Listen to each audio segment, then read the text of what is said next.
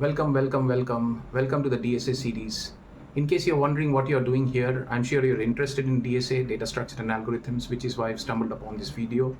In case you're wondering who I am, my name is Kallol Bhattacharya, and I have been in the IT industry for the past 24 years, recently retired. And I thought that my knowledge in the IT industry is best put to use if I am with you and I'm trying to impart whatever I have learned in terms of these lecture series. DSA, Data Structure and Algorithm, is going to be an exciting series, and we will cover everything from the basics of DSA to the advanced concepts of DSA.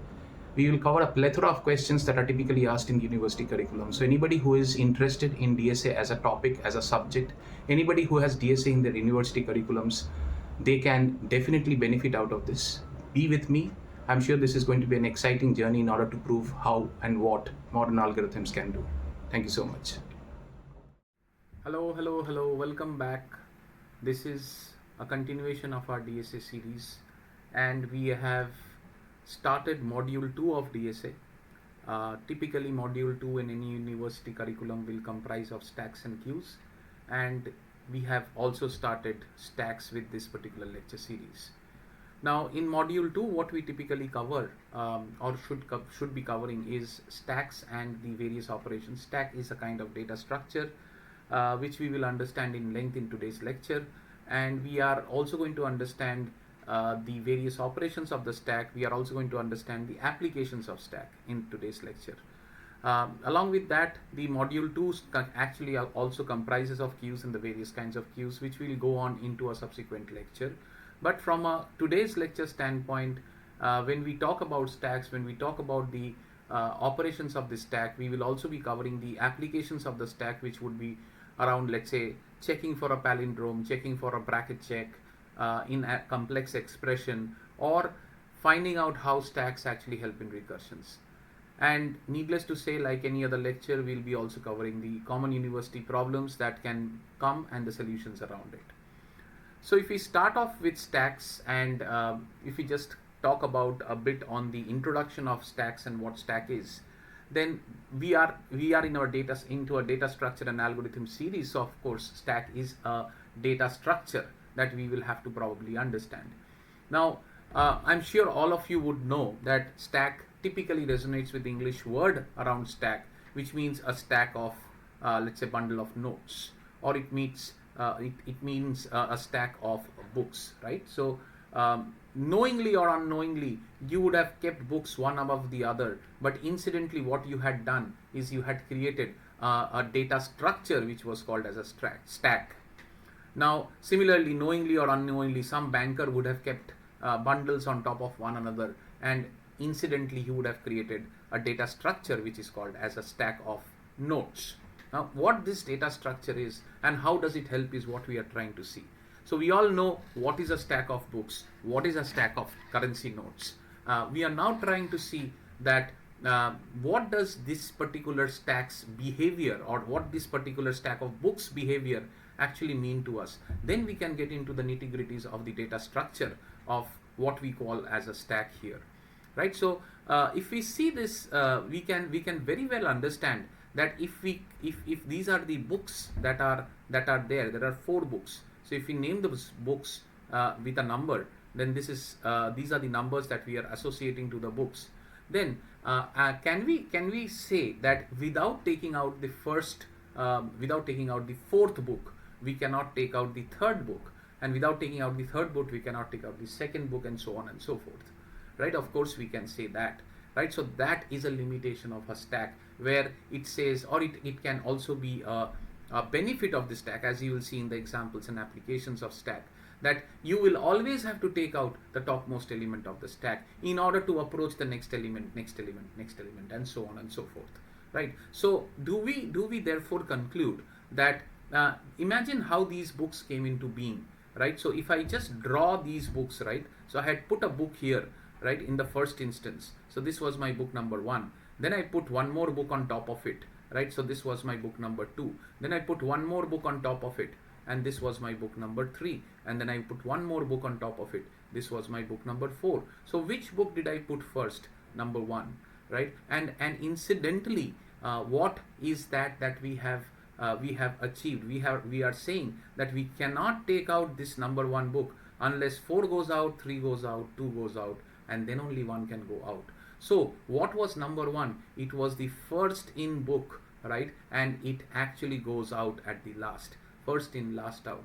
Likewise, if you see the number 4 book, right, it was the last in book and it actually goes out first, right? So the last in, first out, or first in, last out, all are the same nomenclature. And typically you may be asked, give an example of a data structure which is either a LIFO or a FILO, and you would have to answer a stack accordingly to the term that we are discussing right now.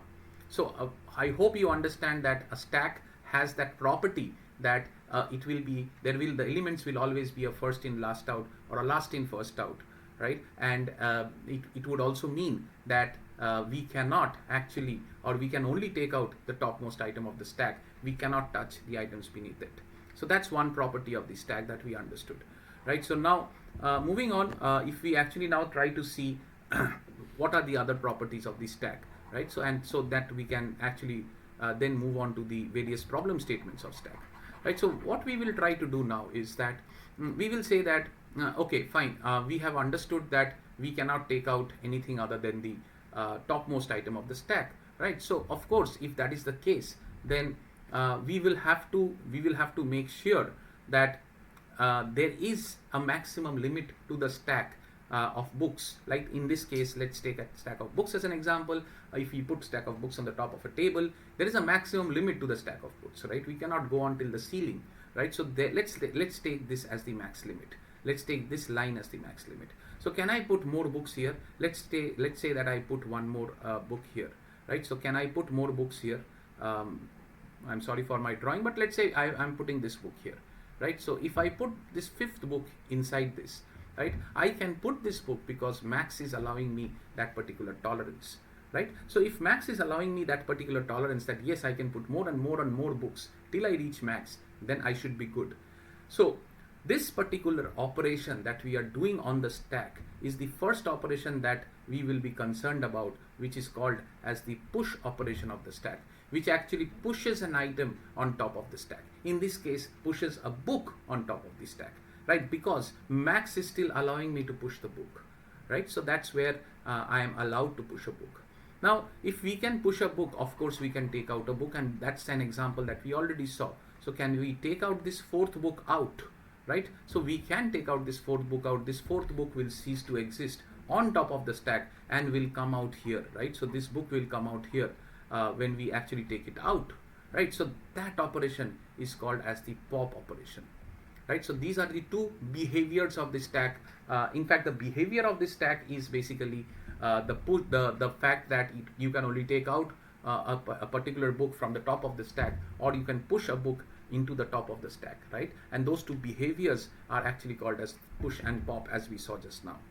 Now, if we move on to the next behavior of the stack, right, I would say that I don't want to actually take out this book, but can I watch what is the last book that I have on this stack? Again, pardon me for my drawing, but let's say this is what I am doing. I'm watching this book, right? I can see the title of this book, right? But I don't want to take it out, right? I can see what is the topmost item.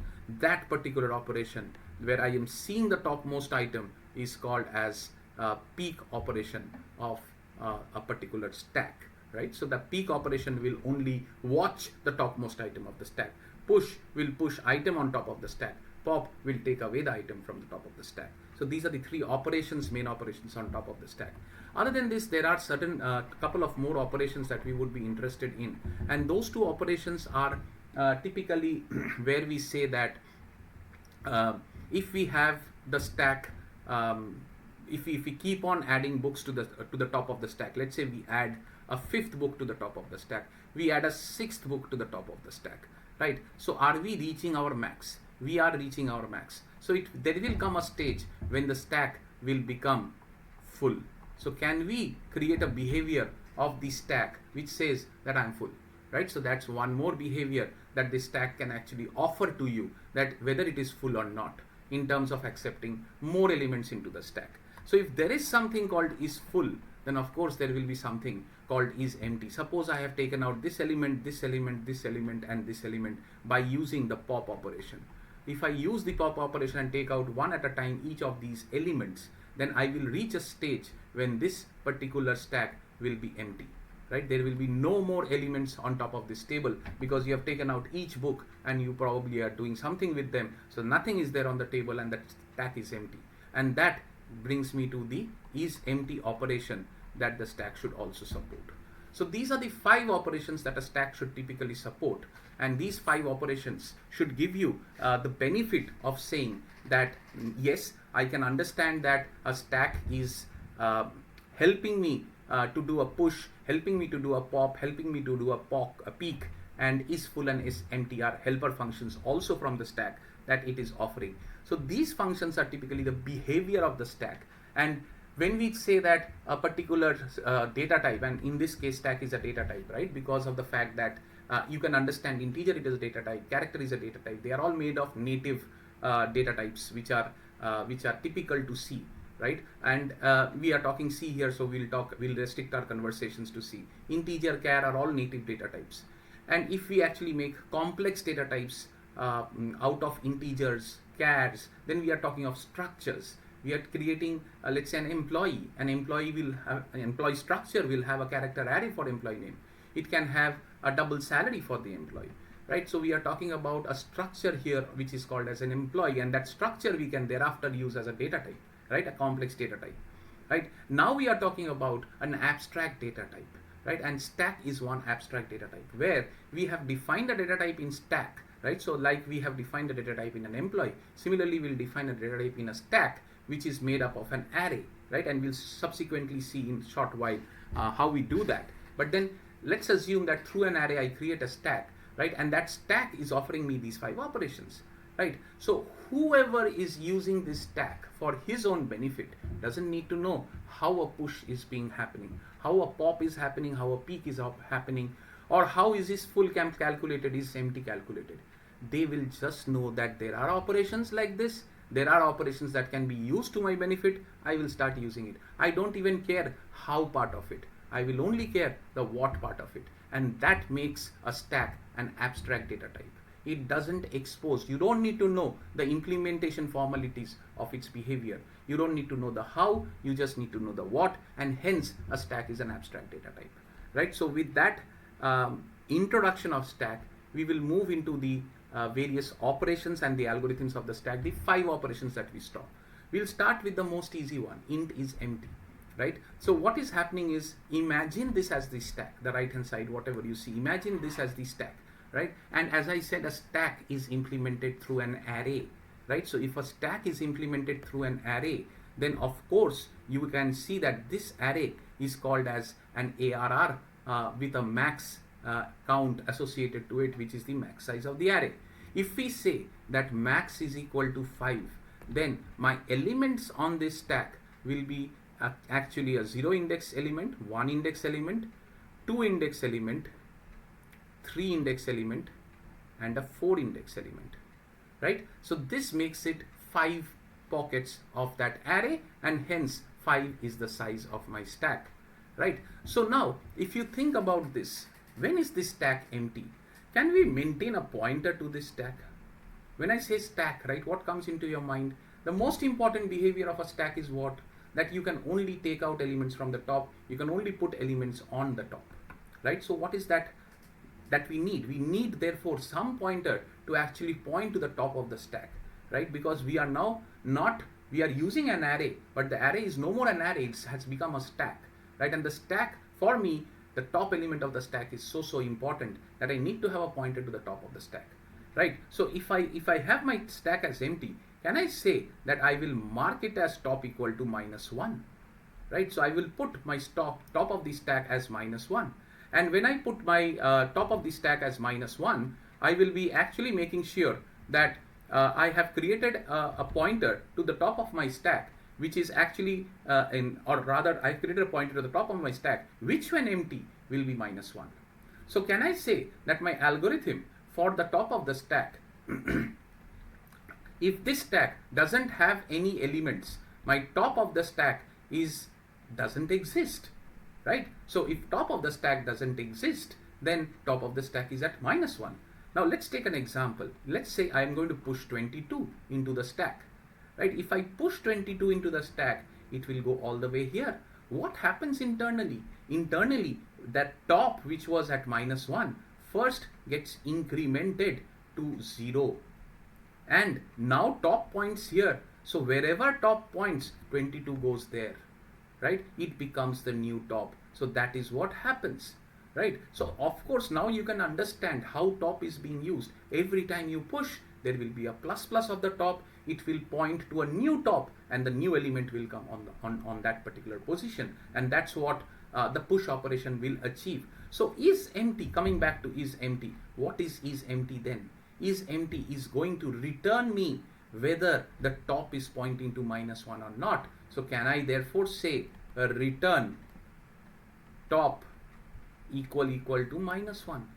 So when this basically fires, right, if top is really equal to -1, it will return a non-zero value as an integer, and that non-zero value, that non-zero integer that it will return will actually be going to this return type, and it will go back to the caller, whoever called it, right? So if top is really -1, a non-zero value will be returned, and the non-zero value will be treated as true by the caller, right? That yes, the stack is empty.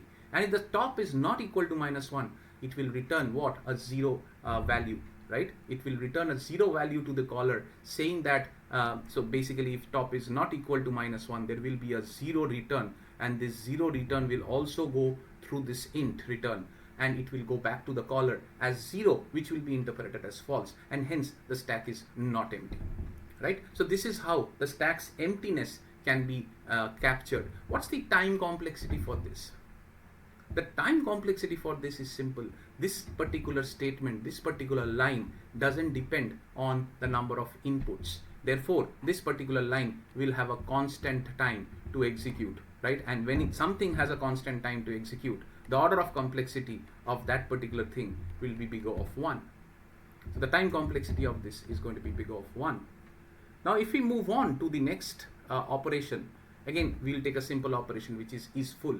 Do you realize that when we were actually adding elements into this stack, let us say that max is equal to 5, and with max equal to 5, when we actually add elements, let's say we have added 22, we have added 33 to the stack, we have added 49 to the stack, and we have added 79 to the stack, and finally we have added 60 to the stack. So this is my 0, 1, 2, 3, 4, and my top has to point to the topmost element. So the top is now pointing to here. Now do you realize that no more elements can be added to the stack? Why? Because top is now at max -1, right? So when top, which is a 0 index basis, is at max -1, then we have reached the max size of the array. There is no further elements that I can add, and hence the stack is full.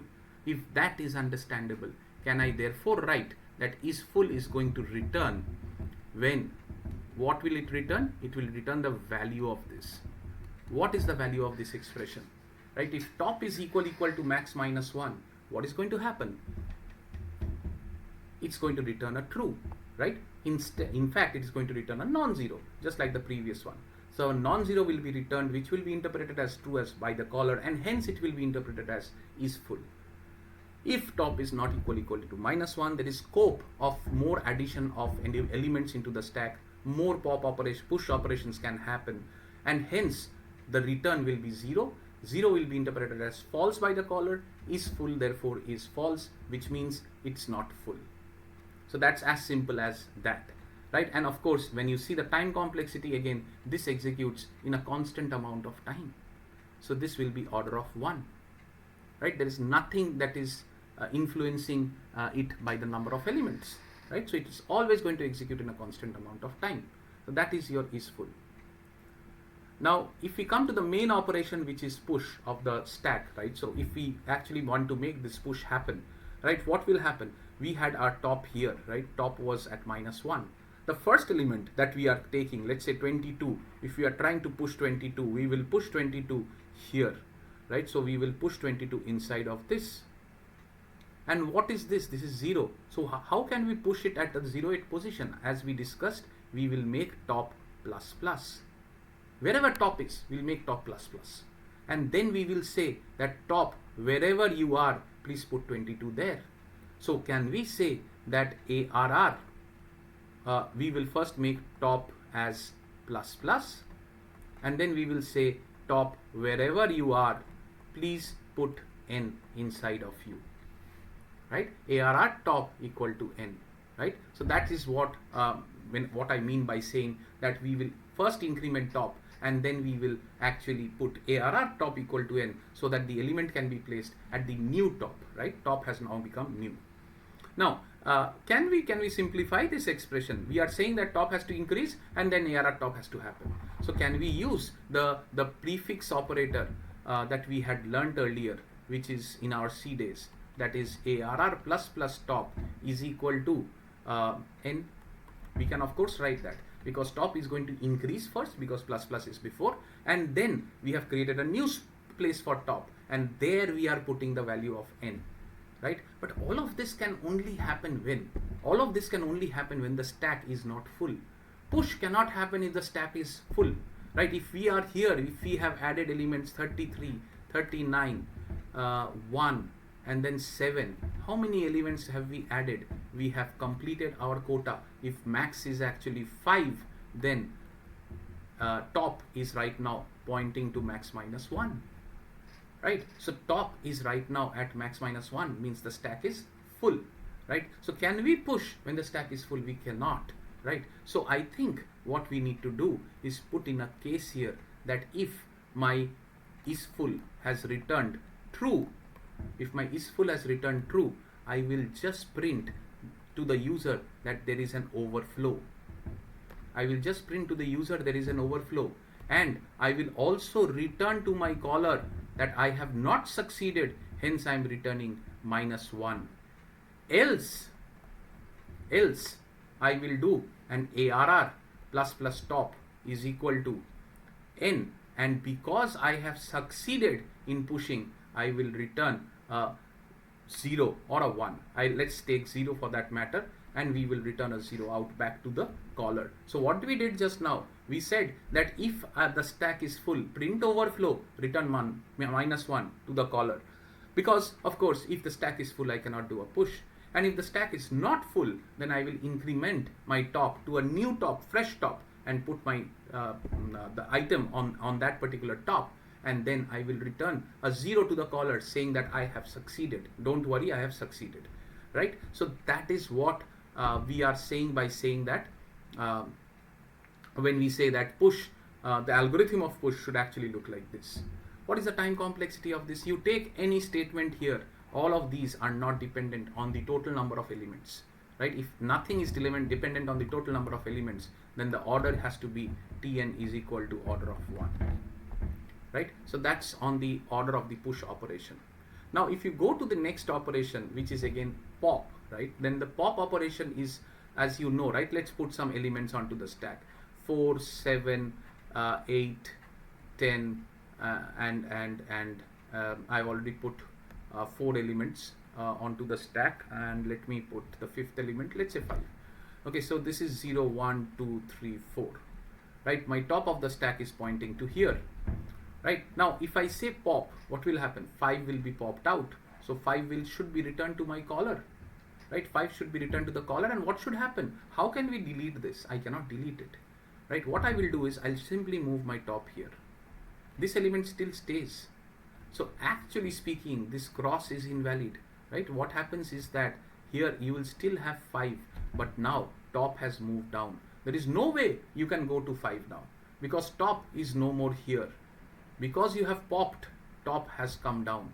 So you have to decrement top, because now 5 is assumed to have been deleted. It's assumed to be taken out of that stack and pushed outside. So 5 is no more part of the stack. How can you do that? You can't in an array.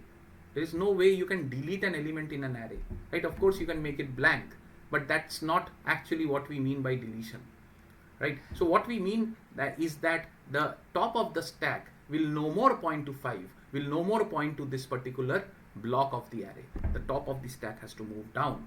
right? So that's where the top of the stack will move down, right here. And because the top of the stack has moved now to 3, therefore you cannot access 5. You can always access 10. Now if you want to add one more element, what will happen? Push.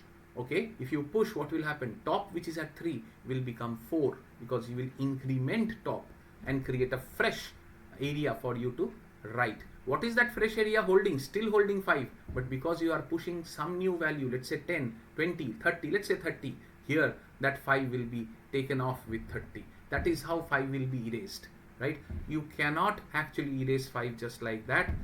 When you are saying pop, the item doesn't get deleted physically from the array. Logically it gets deleted, therefore it is called as a soft delete. The hard delete of the item only happens when another push happens at that same position. Then only the hard delete of that item only happens, right? I hope you understand that particular this particular concept. So now if we actually pop this 5, right?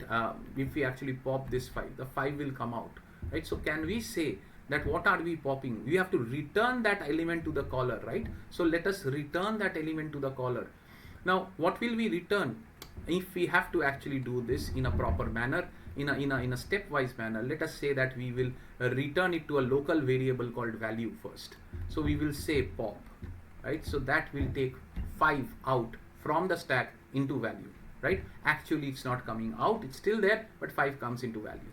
What will happen next? We have to decrement the top, right? So we have to decrement the top, and then we will also have to return this element, whatever we have got, to my caller, right? So because this is an int pop, right? So int has to be returned, the value has to be returned that came out of the stack.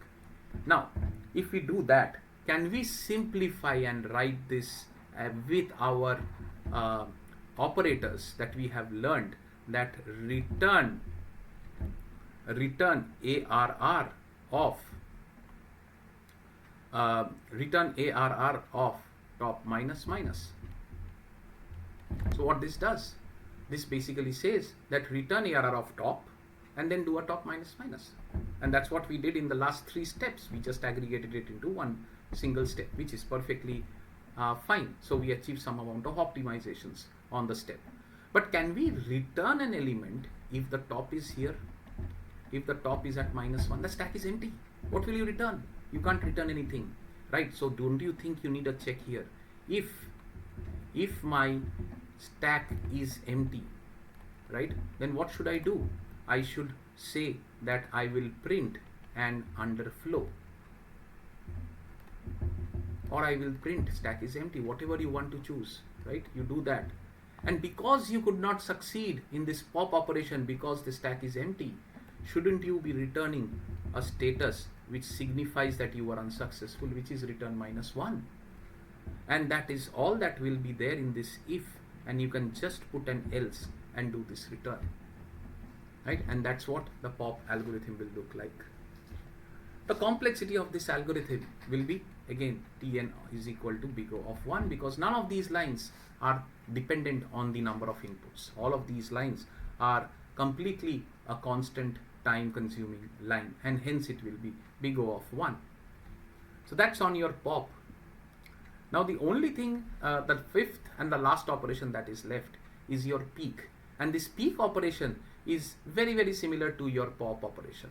Only difference is that if I say that these are my elements, right? Let us say these are my elements, right? My top is here. Now if I do a pop, then 22 is going to come out, and because 22 has been popped, top will go back down here, right? So that means top is now pointing here. Now there are two things that are happening. 22 is coming out as a popped item, top is going down. Can we do only one step? Can we just see this 22 and not move this top down, right? So can we still stick our top to our 22 and just make 22 visible from outside? Just make 22 visible from outside. When I say visible from outside, it means peek, right? I'm peeking into the stack and just trying to see the top of the stack. I'm not trying to move the top of the stack down, right? So we will not be doing pop as such, but we will just make this item visible from outside so that somebody peeking can peek this item, but the top will not move down because the item is not being popped, right? So if the item is not being popped, it's not being popped. So it's being peaked. So what we will do, we will say that return, I'm just trying to return the item. So what is that item? The item is at ARR of top. That's all. I will not do anything else with top. I'll not do top minus minus. I will just return top, ARR top. And that will return 22. So 22 will be returned back to the caller. Right? But when can 22 be returned? Can 22 be returned if top is at -1? Nothing can be returned if top is at -1. That is if the array is empty. So I will still have to have that condition which we checked in our pop operation, that is the stack empty. If it is empty, then please print an underflow error, and also let the user know, let the caller know by a return that you have not succeeded, and then your else can actually take care of the actual peak. So it's the same thing. All I did was top minus minus. I have not made it because I don't want to move top, right? That's what is peak. Tn for this still will be order of 1, right? Nothing changes because it doesn't change with the input. So those were your 5 operations of the stack, and I hope you have understood this. Peak, push, pop, is full, is empty, right? So I hope it has been understandable. Otherwise you have the options to rewind it and play it at your own pace and understand it better as you move forward. Let's see an example, and this particular problem is from your PYQ. Let's see an example of this, right? What happens when we push 1 into the stack? If we push 1 into the stack, this 1 goes here. Then we push 2 into the stack, it goes on top of it, right? It's a stack at the end of the day, right? It will go at, the first item will go at top equal to 0, second item will go at top equal to 1, and so on and so forth, right? Now if we pop, what will happen? Where is top? Top is here, right?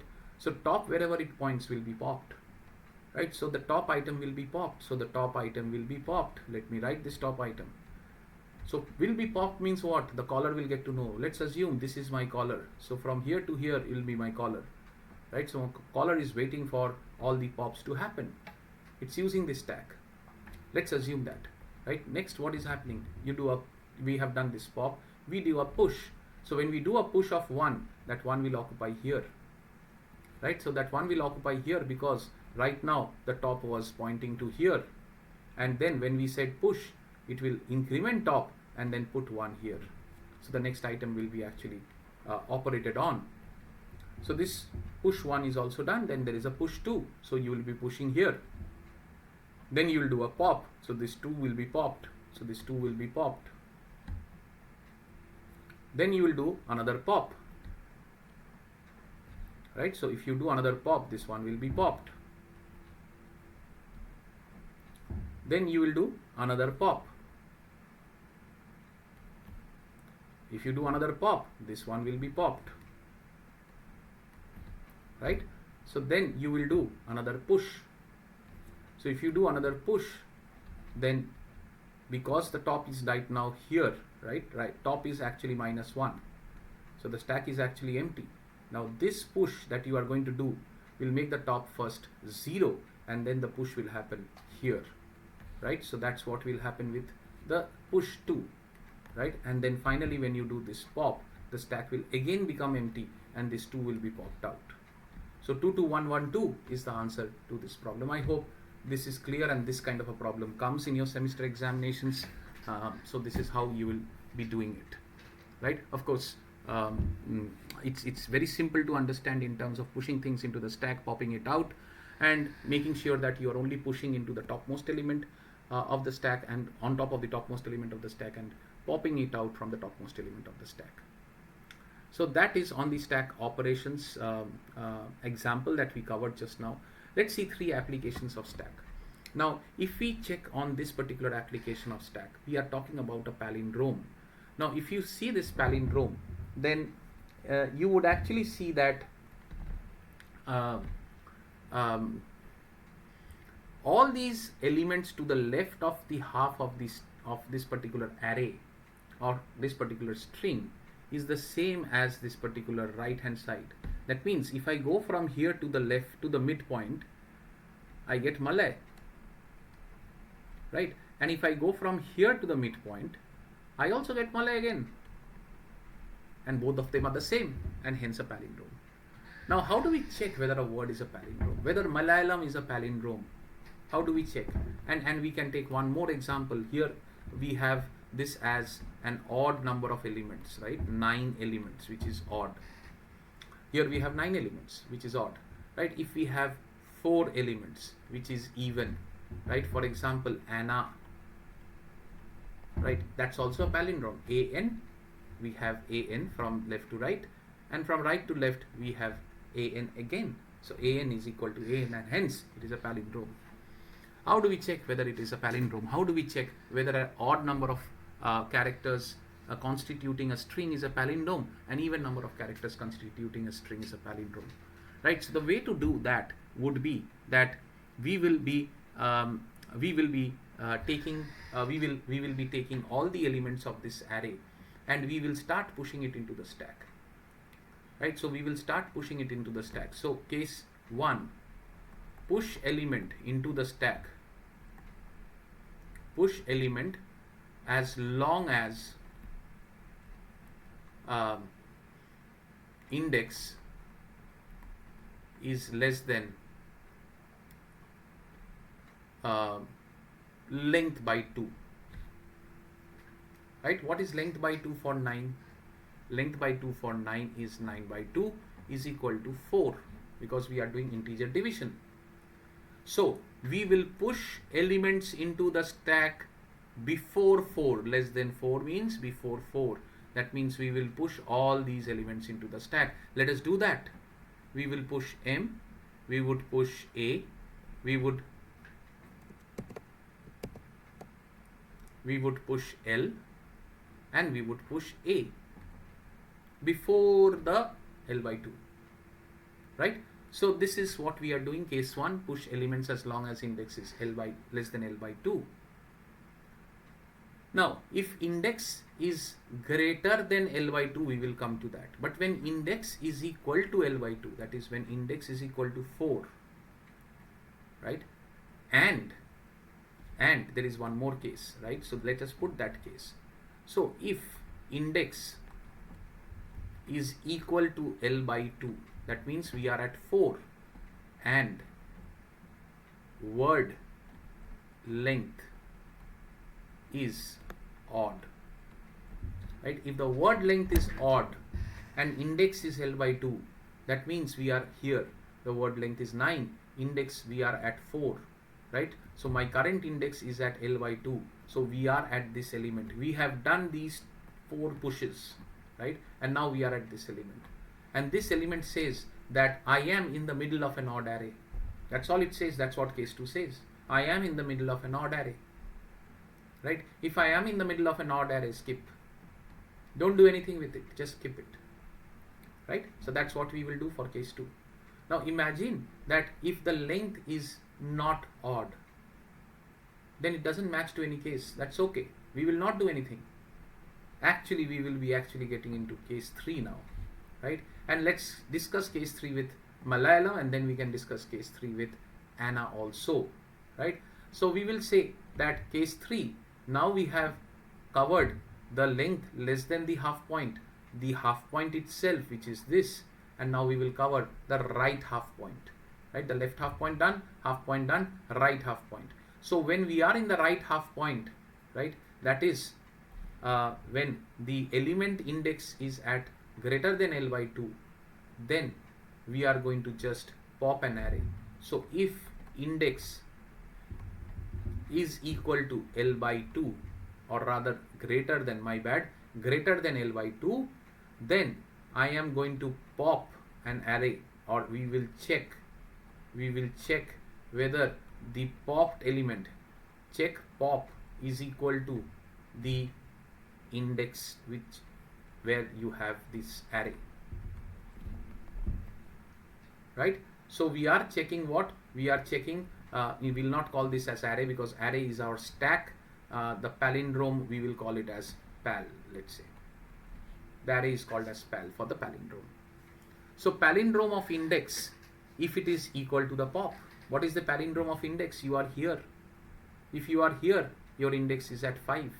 So palindrome of index is nothing but your A, which is the value at that index. Palindrome of index, value at that index.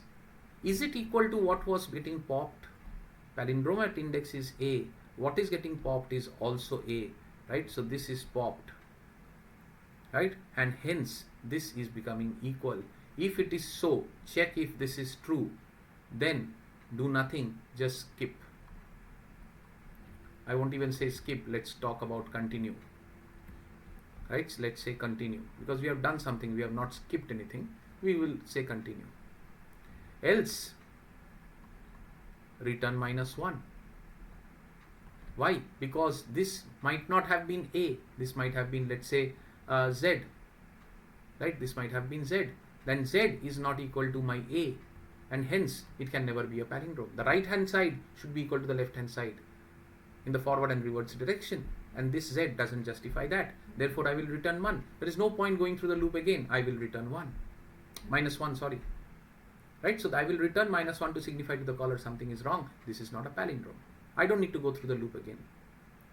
So that's where we say that if index is greater than L/2, then check whether the pop is this. Now if this is popped properly, right, and let's say that we did not have Z, Malayalam is the word, then A is actually popped out. Now my top is pointing here, right? So my top is here. So if my top is here, my next pop, next time it goes, index is still L/2, greater than L/2. So what is pal of index? Pal of index is L, right? So this is now equal to L, right? So this check has been done, fine. Now we are talking about L here. What is the pop? Right hand side pal index L, because we are here. What is going to be the pop? The pop is also going to be L. So the pop is also going to be L, right? So L is equal to L, continue.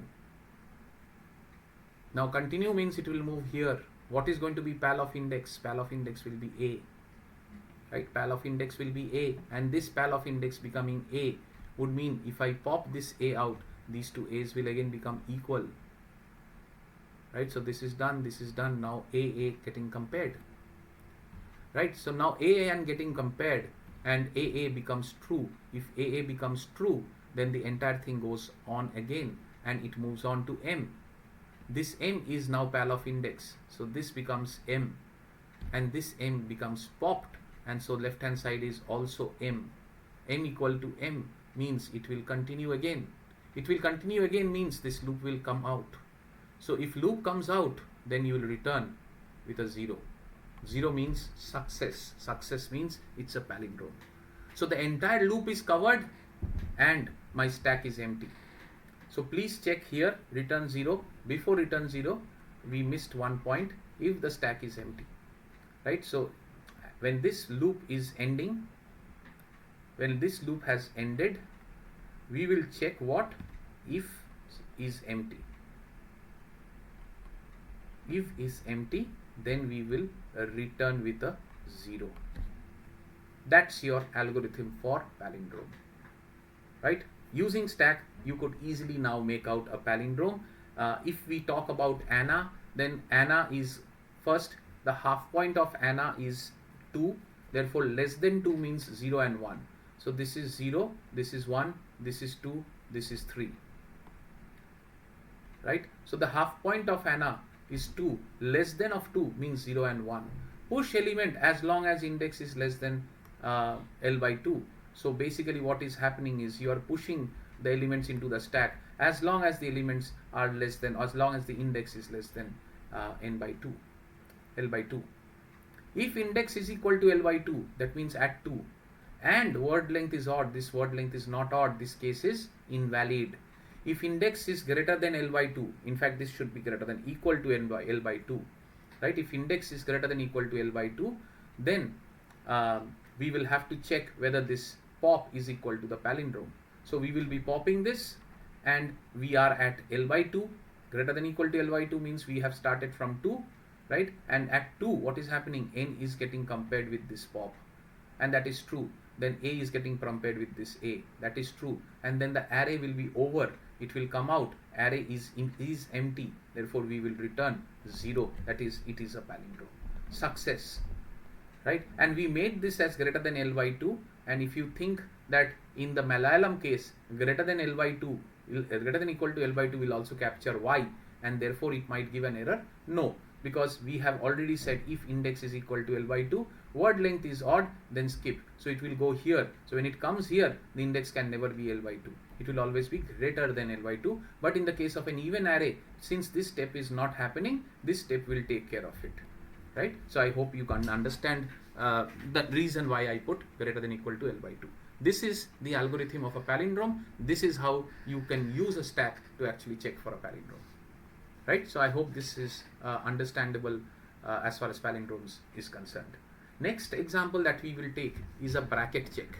Right? This is an expression, and I hope you can appreciate the fact that you give a lot of such expressions to the C or any particular language. Somebody is checking the brackets. Somebody in that compiler is checking the brackets. And how does it do it? Right? So that they understand or that if you have made a mistake, they will point out that there is a bracket mismatch. Right? How do they do it? They'll have to match this particular bracket with this particular bracket. This bracket with this bracket, this bracket with this bracket, and then all these matches are okay, and hence they will say that your expression is okay, and then it will start evaluating the operators and the operands. Right? So how does that happen is what we are trying to see. Let us see that, and then that's where again stack will come into the picture.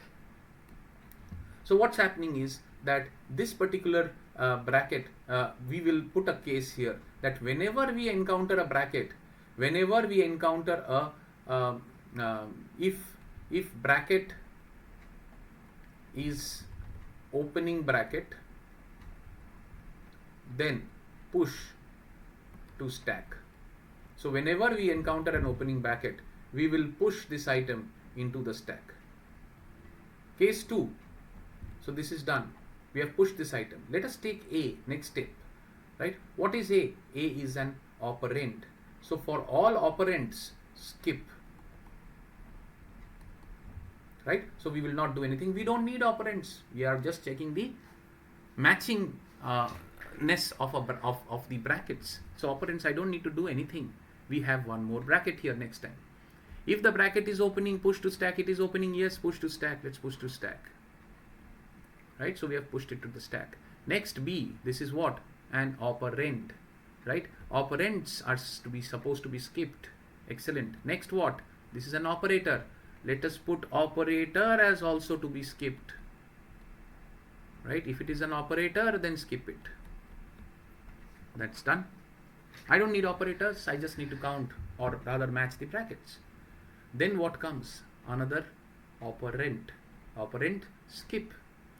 Then what comes? Bracket. Is the bracket opening? No. If the bracket is not opening, that means we have to check here. If bracket is not opening, then check whether pop bracket is equal to the first bracket. Pop bracket is the first bracket.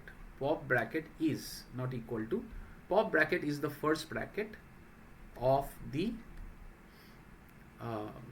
scanned end bracket. Right? When I say first bracket, I should probably use the word opening bracket. If the pop bracket, if the pop is an opening bracket, so if the pop is opening bracket of the scanned end bracket, so what is scanned? This end bracket. Is my pop, this is going to be a pop, right? So this pop will be checked. Is my pop opening bracket of the scanned end bracket? Of course, my scanned end bracket is this, and the pop is returning me this. This is the opening bracket to the scanned end bracket, right? If that is the case, then continue. Else you will return -1. That means something is wrong. The bracket has to be a matching bracket with the first bracket that is being popped, has to match with the end bracket that you are scanning, right? So that part has to be agreed.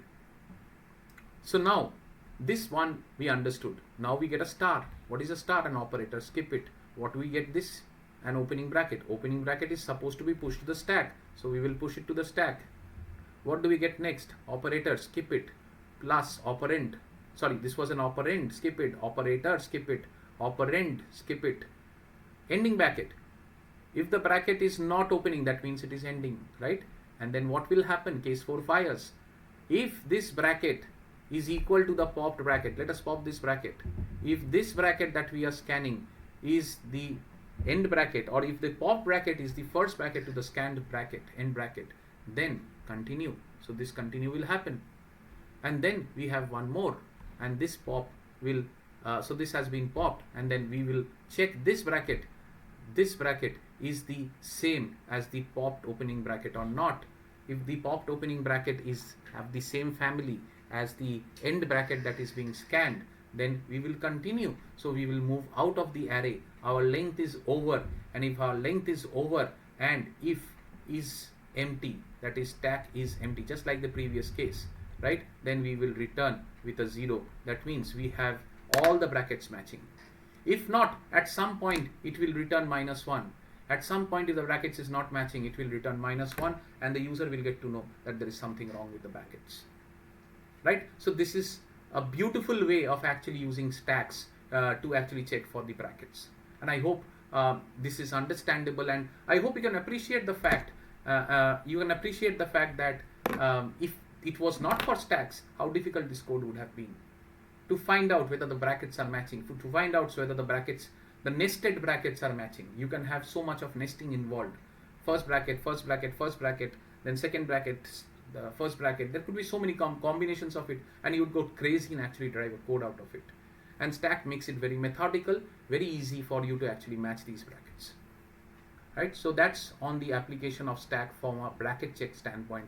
The last application of stack that we will do is from a recursion standpoint. And we have our favorite program, which is factorial. We have done it so many times, right? And we are actually going to calculate the factorial of n equal to 3. Here is the call of that factorial from main, and here is the print of that factorial from main, right? So all of this is standard code for you. Here is the base condition. This is a base condition. This is a base condition. In fact, this is a negative condition check, but this is the base condition, right? Now, if this particular condition, which is the base condition, is something that you are aware of, right? Let us now understand how stack helps in particularly this recursion. Actually, it's not about recursion, it's about any function call. Now think about it.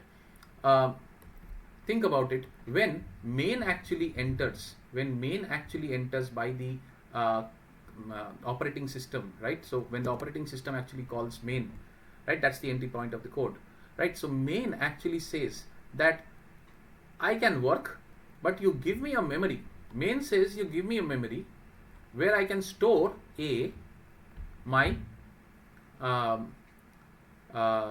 I can store my parameters.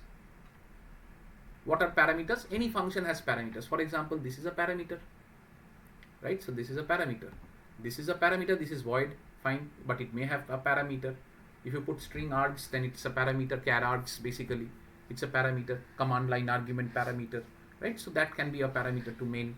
So main says I need a memory for my parameters. I need a memory for my local variables, right? And then the memory management will kick in of the operating system. It will say, come here, I'm giving you a stack in the form of I'm giving you a memory in the form of a stack.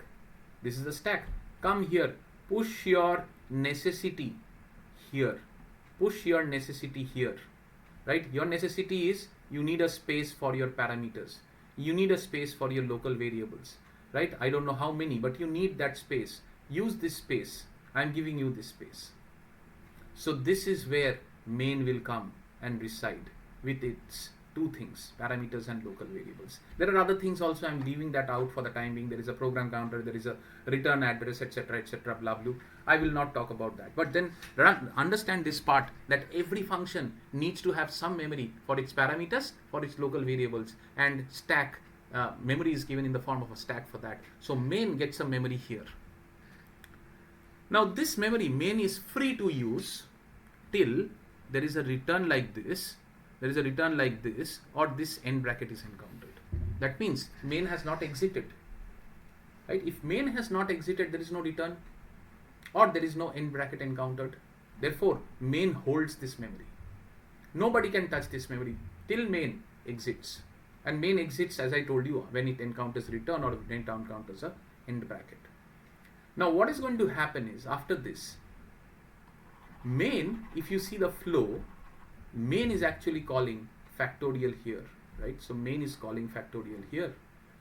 So main has done all the hard work of storing its variables, local variables here, and then suddenly it sees that it has to call factorial.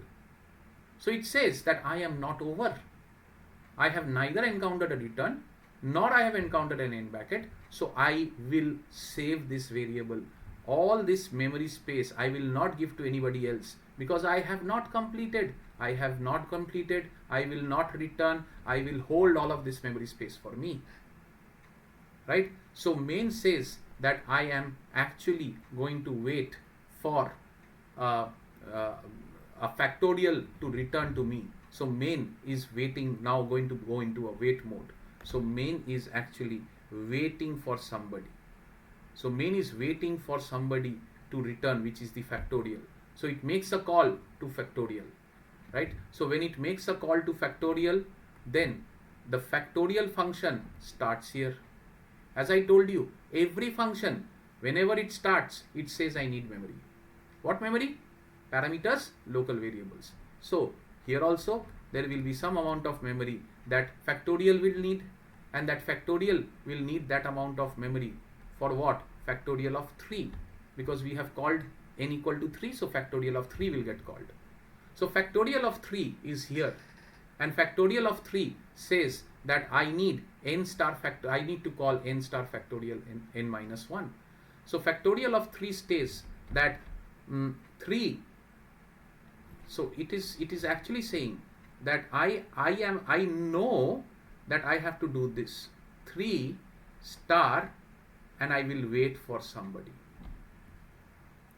right? So factorial of 3 says 3 star I will wait for somebody, and that wait for somebody makes a call to the next factorial, right? And that next factorial again it is factorial, a copy of this factorial gets again called. That copy says I might need some variables for my parameters, I might need some variables for my local variables, and hence I have entered as factorial of 2.